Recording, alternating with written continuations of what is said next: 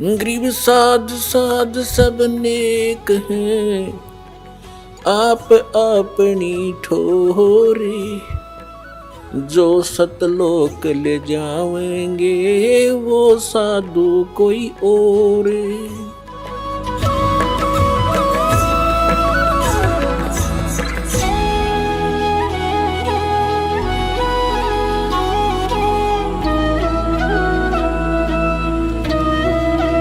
ಈಗ 15ನೇ ಅಧ್ಯಾಯದ 16ನೇ ಶ್ಲೋಕದಲ್ಲಿ ಅಕ್ಷರ ಪುರುಷ ಎಂದು ಬರೆದಿದೆ.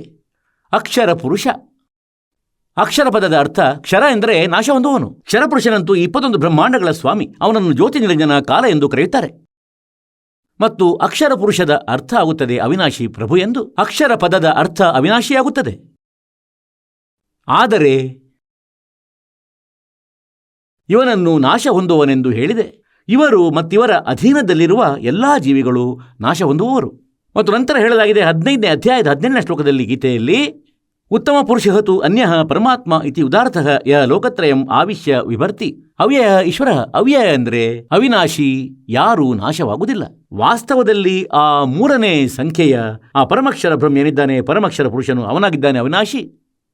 ಅಕ್ಷರ ಪುರುಷನನ್ನು ಅವಿನಾಶಿ ಎನ್ನಲಾಗಿದೆ. ಆದರೆ ಇಲ್ಲಿ ಡಿಫೈನ್ ಮಾಡಿದ್ದಾನೆ ಗೀತಾ ಜ್ಞಾನದಾತನು. ಏಕೆಂದರೆ ಇದು ಗಾಡ್ ಗಿವನ್ ಸ್ಪಿರಿಚುವಲ್ ನಾಲೆಜ್ ಆಗಿದೆ. ಇದನ್ನು ಈ ಬ್ರಹ್ಮನಿಗೆ ಪರಮಾತ್ಮನು ನೀಡಿದ್ದರು ವೇದಗಳಲ್ಲಿ. ವೇದಗಳ ಜ್ಞಾನವನ್ನು ಈ ಕಾಲನು ಬ್ರಹ್ಮನು ಸ್ವತಃ ಹೇಳಬೇಕಾಯಿತು ಆ ಮಾಲೀಕನ ಆದೇಶದಿಂದ. ಹಾಗಾಗಿ ಇದರಲ್ಲಿ ಹೇಳಲಾಗಿದೆ ಅವನಾಗಿರುವನು ಅವ್ಯಯ ಈಶ್ವರ. ಅವ್ಯಯ ಅಂದರೆ ಅವಿನಾಶಿ. ಈಗ ಅಕ್ಷರ ಪದದ ಅರ್ಥ ಕೂಡ ಅವಿನಾಶಿಯಾಗುತ್ತದೆ. ಆದರೆ ಇವನನ್ನು ಹೇಗೆ ಅವಿನಾಶಿ ಅಕ್ಷರ ಪುರುಷನೆಂದು ಹೇಳಲಾಯಿತು, ಇದರ ಬಗ್ಗೆ ಇಲ್ಲಿ ಸ್ವಲ್ಪ ವಿಸ್ತಾರವಾಗಿ ವಿವರಣೆಯನ್ನು ನೀಡಬೇಕಾಗುವುದು.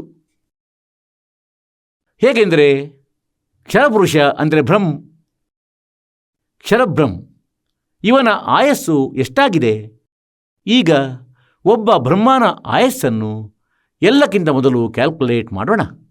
4 ಯುಗಗಳು ಸೇರಿ ಒಂದು ಚತುರ್ಯುಗವಾಗುತ್ತದೆ. ಸತ್ಯಯುಗ, ತ್ರೇತ, ದ್ವಾಪರ ಮತ್ತು ಕಲಿಯುಗ. ಇವುಗಳ ಒಟ್ಟು ಯೋಗ ಎಲ್ಲ ವರ್ಷಗಳ 43,20,000 ವರ್ಷಗಳಾಗುತ್ತವೆ. ಇದನ್ನು ಒಂದು ಚತುರ್ಯುಗಿ, ಒಂದು ಚತುರ್ಯುಗವೆನ್ನುತ್ತಾರೆ. ಇಂಥ 1000 ಚತುರ್ಯುಗಗಳು ಬ್ರಹ್ಮನ ಒಂದು ದಿನ ಮತ್ತು ಇಷ್ಟೇ ರಾತ್ರಿ ಕೂಡ ಆಗಿರುತ್ತದೆ. ಮತ್ತು ಈ ರೀತಿಯ 30 ದಿನ ರಾತ್ರಿಗಳ ಒಂದು ತಿಂಗಳು ಮತ್ತು 12 ತಿಂಗಳುಗಳ ಒಂದು ವರ್ಷ. ಓಹೋ, ಇಂಥ 100 ವರ್ಷವಾಗಿದೆ ಬ್ರಹ್ಮನ ಆಯಸ್ಸು. ಇಂಥ 100 ವರ್ಷದ್ದು. ಈಗ ಬ್ರಹ್ಮನಿಗಿಂತ 7 ಪಟ್ಟು ಹೆಚ್ಚು ವಿಷ್ಣುವಿನದು ಆಯಸ್ಸು, ಅಂದರೆ 700 ವರ್ಷಗಳು ಈ ರೀತಿಯದ್ದು. ಮತ್ತು ವಿಷ್ಣುವಿಗಿಂತ 7 ಪಟ್ಟು ಶಿವನ ಆಯಸ್ಸು ಅಧಿಕ, 4,900 ವರ್ಷಗಳು, 4,900 ಈ ರೀತಿಯದ್ದು. ಮತ್ತು ನಂತರ ಈ ಮೂವರದು ಮೃತ್ಯು ಆಗುತ್ತದೆ. ಮತ್ತು ಅಂತೆಯೇ ಬ್ರಹ್ಮನ ಮೃತ್ಯುವಿಗಿಂತ ಮೊದಲೇನೆ ಈ ಕ್ಷರಪುರುಷ ಅಂದರೆ ಕಾಲನು ತನ್ನ ಪತ್ನಿ ದುರ್ಗೆಯ ಸಂಯೋಗದಿಂದ ಒಬ್ಬ ಪುತ್ರನನ್ನು ಉತ್ಪನ್ನ ಮಾಡಿಕೊಳ್ಳುತ್ತಾನೆ. ಅದೇ ಸಮಯದಲ್ಲಿ ಅವನನ್ನು ಕೋಮದಲ್ಲಿರಿಸುತ್ತಾನೆ. ವರ್ತಮಾನದ ಬ್ರಹ್ಮನ ಮೃತ್ಯು ಆಗುತ್ತಲೇ ಅವನನ್ನು ಹೀಗೆಯೇ ಇಡುವನು ಕಮಲದ ಹೂವಿನ ಮೇಲೆ. ನಂತರ ಅವನದ್ದು ಹೊಸತಾಗಿ ಜೀವನ ಪ್ರಾರಂಭವಾಗುವುದು. ಈ ರೀತಿ ಯಾವಾಗ 70,000 ಬಾರಿ ಈ ಶಿವರು ಸಾಯುವರು, ಇವನ ಆಯಸ್ಸು ಬ್ರಹ್ಮನಿಗಿಂತ 49 ಪಟ್ಟು ಅಧಿಕವಾಗಿದೆ. ಅಂದರೆ 7 ಪಟ್ಟು ಅಂತು. ವಿಷ್ಣುವಿನದು ಬ್ರಹ್ಮನಿಗಿಂತ ಹೆಚ್ಚು, ವಿಷ್ಣುವಿಗಿಂತ 7 ಪಟ್ಟು ಹೆಚ್ಚು ಶಿವನದು ಆಯಿತು. ಅಂದರೆ 49 ಪಟ್ಟು ಅಧಿಕ ಆಯಸ್ಸಾಗಿದೆ ಬ್ರಹ್ಮನಿಗಿಂತ ಶಿವನದು. ತಮೋಗುಣ ಶಿವನದು ಕಾಲನ ಪುತ್ರ. ಇವರು ಮೂವರು ಬ್ರಹ್ಮನ ಪುತ್ರರು. ಹಾಗಾಗಿ ಹೀಗೆ 70,000 ಬಾರಿ ಯಾವಾಗ ಶಿವನ ಮೃತ್ಯುವಾಗುವುದೋ ಆಗ ಒಂದು ಬ್ರಹ್ಮಾಂಡದ ನಾಶವಾಗುತ್ತದೆ. ಮತ್ತು ಬ್ರಹ್ಮಲೋಕದಲ್ಲಿ ಕಾಲನಿರುತ್ತಾನೆ, ಬ್ರಹ್ಮನಿರುತ್ತಾನೆ. ಇವನದು ಮೃತ್ಯುವಾಗುವುದು ಮತ್ತು ದುರ್ಗೆಯ ಮೃತ್ಯು ಕೂಡ ಆಗುವುದು. ಅದು ಒಂದು ಯುಗವಾಗುವುದು. ಅಂದರೆ ಒಂದು ಬ್ರಹ್ಮಾಂಡದ ನಾಶವಾಗಿ 70,000 ಬಾರಿ ತ್ರಿಲೋಕ ಶಿವರು ಮರಣ ಹೊಂದುವರು. ಆಗ ಇದು ಒಂದು ಯುಗವಾಗುವುದು. ಯಾರದು? ಅಕ್ಷರ ಪುರುಷನದು. ಈಗ ಪುಣ್ಯಾತ್ಮರೇ, ಈ ರೀತಿಯಿಂದ ತಮಗೆ ತಿಳಿಸುವನು ಈ ದಾಸನು ಈ ಜ್ಞಾನವನ್ನು. ಅಂದರೆ ಸುಲಭವಾಗಿ ನೆನಪಿನಲ್ಲಿರುವುದು ನಿಮಗಿದೆಲ್ಲ. ಹೀಗೆ ಇದೊಂದು ಯುಗವಾಗುವುದು ಅಕ್ಷರ ಪುರುಷನದು. ಹೀಗೆ 1000 ಯುಗಗಳು ಅಕ್ಷರ ಪುರುಷನ ದಿನ ಮತ್ತು ಇಷ್ಟೇ ರಾತ್ರಿ. ಇದೇ ರೀತಿಯಲ್ಲಿ ಆದ 1,000 ಯುಗಗಳ ದಿನ ಮತ್ತು ಇಷ್ಟೇ ರಾತ್ರಿ ಮತ್ತು 30 ದಿನ ರಾತ್ರಿಗಳ 1 ತಿಂಗಳು, 12 ತಿಂಗಳುಗಳ 1 ವರ್ಷ ಮತ್ತು ಹೀಗೆ 100 ವರ್ಷದ ಆಯಸ್ಸಿದೆ ಈ ಅಕ್ಷರ ಪುರುಷನದು. ಈಗ ನೋಡಿ ಪುಣ್ಯಾತ್ಮರೇ, ಇಷ್ಟು ದೀರ್ಘ ಆಯಸ್ಸಿದೆ ಇವನದು. ಇದಕ್ಕಾಗಿಯೇ ಇವನನ್ನು ಅಕ್ಷರ ಪುರುಷನೆಂದು ಹೇಳಲಾಗಿದೆ. ಹೇಳಿ, ಆದರೂ ಇವನ ಮೃತ್ಯು. ಈಗ ಪರಮಾತ್ಮ ಕಬೀರ ದೇವರು ತನ್ನ ಸಚ್ಚಿದಾನಂದ ಘನ ಬ್ರಹ್ಮನ ವಾಣಿಯಲ್ಲಿ ಹೇಳುತ್ತಾರೆ, एती उम्र बुलंद मरेगा अंतरे, क्योंकि सतगुरु लगे न कान न भेंटे वो संतरे। एती उम्र बुलंद मरेगा अंतरे, सतगुरु लगे न कान न भेंटे वो संतरे। ಪರಮೇಶ್ವರ ಕಬೀರ ದೇವರು ಸಚ್ಚಿದಾನಂದ ಘನ ಬ್ರಹ್ಮರು ಸ್ವತಃವೇ ತತ್ವದರ್ಶಿ ಸಂತನ ಭೂಮಿಕೆ ಮಾಡಲು ಬರುತ್ತಾರೆ.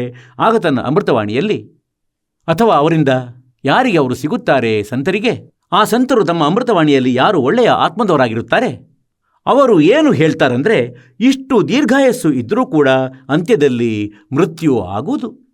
ಯಾಕಾಗುವುದು? क्योंकि सतगुरु लगे न कान न भेंटे वो संतरे। ಸದ್ಗುರು ಸಿಕ್ಕಿಲ್ಲ, ತತ್ವದರ್ಶಿ ಸಂತ ಸಿಕ್ಕಿಲ್ಲ, ಸದ್ಗುರು ಸಿಕ್ಕಿಲ್ಲ. ಈ ಕಾರಣದಿಂದಾಗಿ ಇಷ್ಟು ದೀರ್ಘಾಯಸ್ಸು ಇದ್ದರೂ ಆ ವ್ಯಕ್ತಿ ಯಾರಾದರೂ ಇದ್ದರೆ ಅವನದು ಮೃತ್ಯುವಾಗುವುದು. ಈಗ ಗೀತೆ ಅಧ್ಯಾಯ ಸಂಖ್ಯೆ 15 ಶ್ಲೋಕ ಸಂಖ್ಯೆ 1-4 ಇದನ್ನೇ ಹೇಳಲಾಗಿದೆ. ಅಂದರೆ ತತ್ವದರ್ಶಿ ಸಂತನು ಅವನಾಗಿರುವ ಯಾರು ಉಲ್ಟಾ ನೇತಾಡಿರುವ ಪ್ರಪಂಚ ವೃಕ್ಷದ ಎಲ್ಲ ವಿಭಾಗಗಳ ಬಗ್ಗೆ ಹೇಳುವವನು. ಮತ್ತು ಅದನ್ನು ಪರಮೇಶ್ವರ ಕಬೀರ್ ದೇವರು ಸ್ವತಃ ಬಂದು ಹೇಳಿದರು. अक्षर पुरुष एक पेड़ निरंजनवा की डार तीनों देवा शाखा ये पात्र संसार. ಮತ್ತಿದನ್ನು ಹೇಳಿದಾರೇನೆಂದರೆ, ತದನಂತರ ಆ ಪರಮೇಶ್ವರನ ಪರಮ ಪದವಿಯ ಹುಡುಕಾಟ ಮಾಡಬೇಕಾಗಿದೆ. ಅಲ್ಲಿಗೆ ಹೋದ ಬಳಿಕ ನಂತರ ಹಿಂದಿರುಗಿ ಎಂದಿಗೂ ಪ್ರಪಂಚಕ್ಕೆ ಬರುವುದಿಲ್ಲ. ಮತ್ತು ಯಾವ ಪರಮೇಶ್ವರನು ಎಲ್ಲ ಬ್ರಹ್ಮಾಂಡಗಳ ರಚನೆ ಮಾಡಿರುವನು ಅವನೇ ಪೂಜೆಗೆ ಯೋಗ್ಯನು, ಮತ್ತವನದೇ ಪೂಜೆಯನ್ನು ಮಾಡಿ, ನಥಿಂಗ್ ಎಲ್ಸ್. ಗೀತೆಯ ಜ್ಞಾನದಾತ ಹೇಳುತ್ತಾನೆ. ಹೀಗಾಗಿ ಇಲ್ಲಿ ಪುಣ್ಯಾತ್ಮರೇ ಇದು ಸ್ಪಷ್ಟವಾಯಿತು. ಏನೆಂದರೆ, ಇವನನ್ನು ಅಕ್ಷರ ಪುರುಷನೆಂದು ಇದಕ್ಕಾಗಿ ಹೇಳಲಾಗಿದೆ, ಏಕೆಂದರೆ ಇವನ ಆಯಸ್ಸು ಬಹಳ ದೀರ್ಘವಾಗಿದೆ.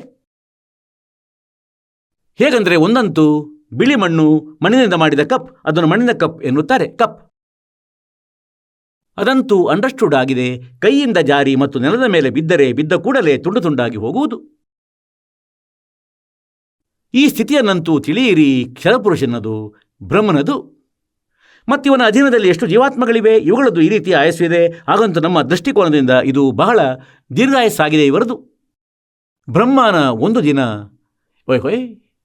1,000 ಚತುರ್ಯುಗದ್ದು. 1 ಚತುರ್ಯುಗದಲ್ಲಿ ನಮ್ಮದು ಇಲ್ಲಿಯ ಪ್ರಕಾರ 43,20,000 ವರ್ಷಗಳು ಮತ್ತು ನಂತರ 100 ವರ್ಷದ ಆಯಸ್ಸು ಅವನದು. ಏನಿನ್ನ ಅದ್ಭುತವಾಗಲಿ.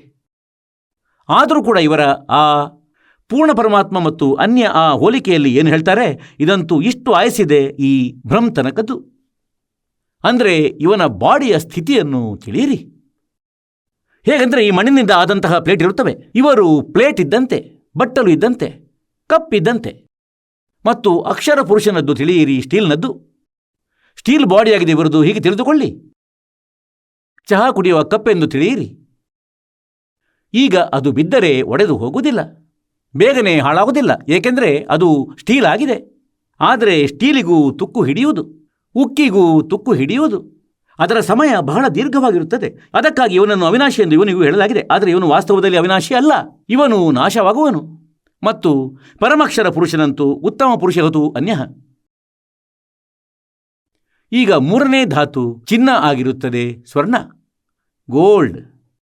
ಈಗ ಅದಕ್ಕೆ ತುಕ್ಕು ಹಿಡಿಯುವುದಿಲ್ಲ, ಏನೂ ಆಗದು, ಎಷ್ಟೇ ವರ್ಷ ಬೇಕಾದರೂ ಇಡಿ. ಈ ರೀತಿಯಿಂದಾಗಿ ಹೀಗೆ ಈ ಭಗವಂತರುಗಳ ಸ್ಥಿತಿಯಿಂದ ಪರಿಚಿತರಾಗಲು ಈಗ ಇವನನ್ನು ಅಕ್ಷರ ಪುರುಷನೆಂದು ಹೇಳಲಾಗಿದೆ. ಗೀತೆ ಅಧ್ಯಾಯ ಸಂಖ್ಯೆ 15 ಶ್ಲೋಕ ಸಂಖ್ಯೆ 16 ಕ್ಷರಪುರುಷ ಮತ್ತು ಅಕ್ಷರ ಪುರುಷ.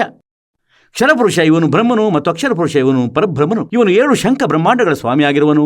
ಇವನನ್ನು ಅಕ್ಷರ ಅಂದರೆ ಅವಿನಾಶಿ ಭಗವಂತನೆಂದು ಹೇಳಲಾಯಿತು.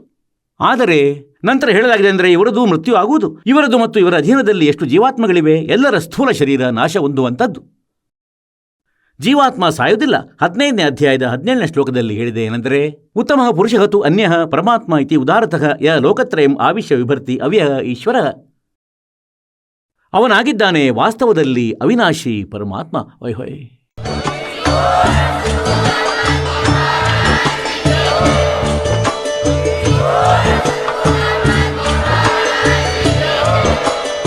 ನೀವು ಕೇಳಿದ್ದೀರಿ ಜಗದ್ಗುರು ತತ್ವದರ್ಶಿ ಸಂತ ರಾಮ್ಪಾಲ್ ಮಹಾರಾಜರ ಮಂಗಳ ಪ್ರವಚನ.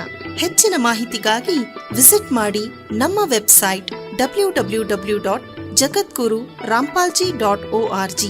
ಸಂತ ರಾಮ್ಪಾಲ್ ಮಹಾರಾಜರ ಶುಭ ಆಶೀರ್ವಾದದಿಂದ ಇಡೀ ವಿಶ್ವದಲ್ಲಿ 500ಕ್ಕೂ ಹೆಚ್ಚು ನಾಮದೀಕ್ಷಾ ಕೇಂದ್ರಗಳಿವೆ. ಇದರಲ್ಲಿ ಸಂತ ರಾಮ್ಪಾಲ್ ಮಹಾರಾಜರಿಂದ ನಿಶುಲ್ಕವಾಗಿ ಆನ್ಲೈನ್ ನಾಮದೀಕ್ಷೆ ಕೊಡಲಾಗುತ್ತಿದೆ.